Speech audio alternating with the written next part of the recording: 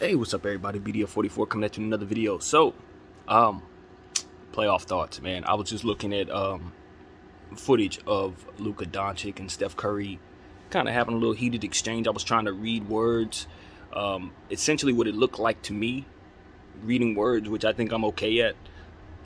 It looked like Luka Doncic was essentially saying to Steph Curry, "Don't call me a B word no more. Don't do that." Like that's where I draw the line, kind of like. And then Draymond was essentially saying, "You playing soft. Why are you being like bitching? Excuse the language. Why are you doing that? You know, why are you playing P?" And if you know what P means, you can figure it out your own self. I'm not gonna say that one, but he's asking, "Why are you playing that way? You know, why are you playing soft? You need to man up out here." And Luka was just drawing a line. I think frustration had taken over for Luka Doncic, to be completely honest with you.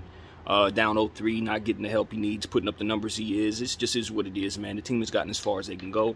The team is behind the 8 ball without their full lineup of players. You know, obviously they got some things going on that kept them from being able to build everything that they need. You look at the back of the roster, you can just tell they're missing certain things. Obviously a big to put on, you know, bigs basically. So that's that, man. I think Luka. It's tough, man, because I believe that we saw what type of winner he can be when he closed out the Suns, Game 7. I think we understood that we were looking at a very special player, the looseness he played with in Game 7, the way that he was attacking that team, the way that he came in, you know, with a smile on his face, even though the pressure was high and he was down this series.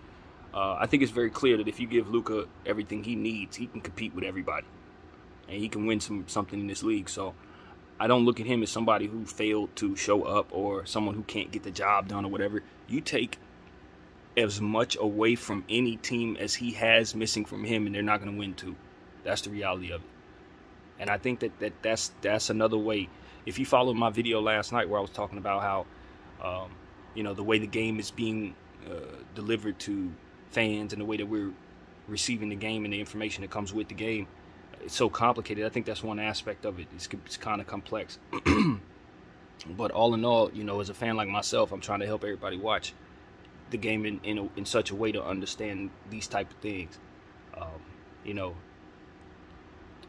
teams, it's not hard to tell if your team has enough to compete for a championship in a given year or not. It's not very difficult to look at it and have that information in your head and know, okay, at the very least, my team has only got 80% of their $300 million worth of players. You understand what I'm saying? Or my team has a good 35% of our $350 million or whatever it is wrapped up in 2 players that are not able to play up to that level, while the next team may have 3 contracts that represent one of mine, and their players are playing great and mine is playing bad. So it's like 3 times the, you know what I'm saying? They're like 3 times better based on what portion of theirs they can provide within the things that they need for this game of basketball. It can be complicated. I guess it's easy for me to see because I have all this in my head. But I think at the end of the day, it really is easy to know. Once you know certain things, it's easy to know. Hey, Dallas just don't have enough. Dallas got Bertans' contract. That should be about 3 guys. They got Tim Hardaway's missing. He should be out there giving them about 25 points and some defense. You know, these are the type of things that, like, if they had those things, if you could replace a Dwight Powell with, say, you know, a big that can kind of do more of what it is that they need him to do against guys like Looney, excuse my language. I think Luka Doncic puts up big numbers and gives Golden State all the series drama they can handle. You know, he's not lacking as a star. He's not.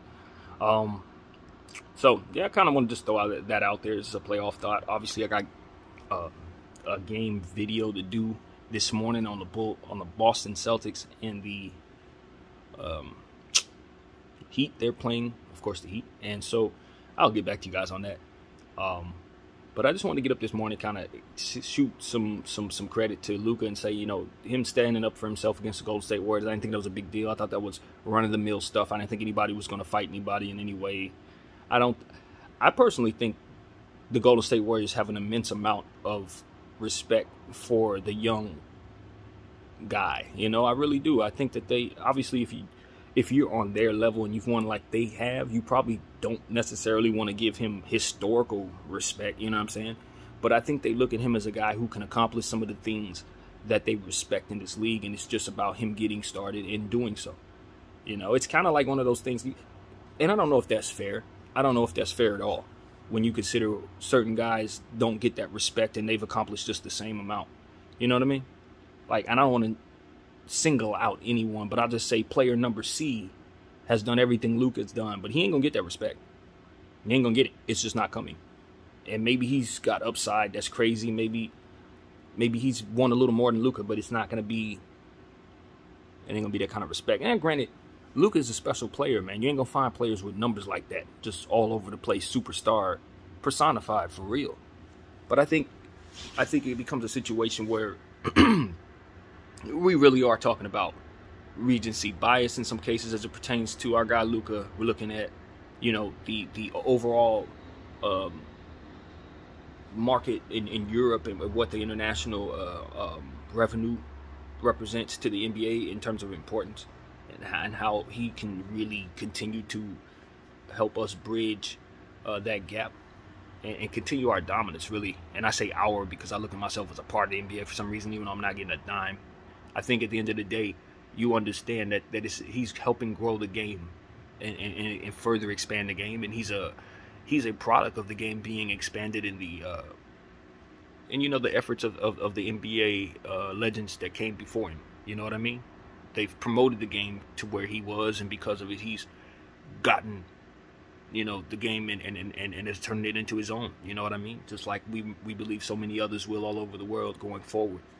So I think it's important that you give some special marketing to a guy like Luka Doncic, who represents the evolution of the game and the efforts of Commissioner Stern in expanding the game internationally.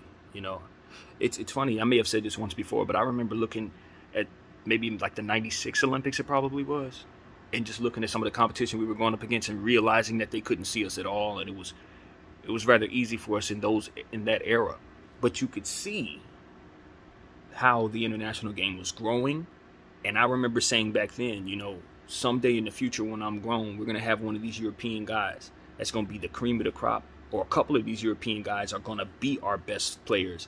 It ain't going to just be us trying to find a few of them and maybe get them in the second round of draft. Nah, they're going to be the cream of the crop.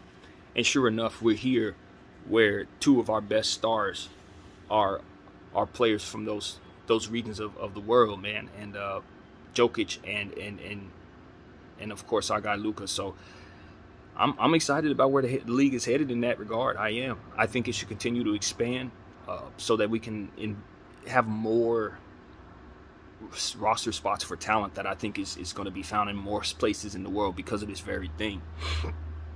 You're going to have more Luka Doncic's, more Giannis Antetokounmpo's, and more people from other places who are going to be ready to take $200 million bags from you, you know? And I think it's going to get to a point where it's going to get tougher, really tough to roster everybody who needs a spot. It's going to get harder. So NBA expansion is definitely what I see as a solution there. So yeah, man, all in all, that's what it is. I think Luka Doncic gets a certain level of respect. I think he holds himself in a certain level of, you know, pride, and I think people take to that well. And if only Mark Cuban could just get that man a team that's worthy of how far he can actually take it. Because you see what he did with so little. So that's pretty much what I got to say about that, man. That's it. That is all. BDF 44. Thank y'all for watching. I'm out.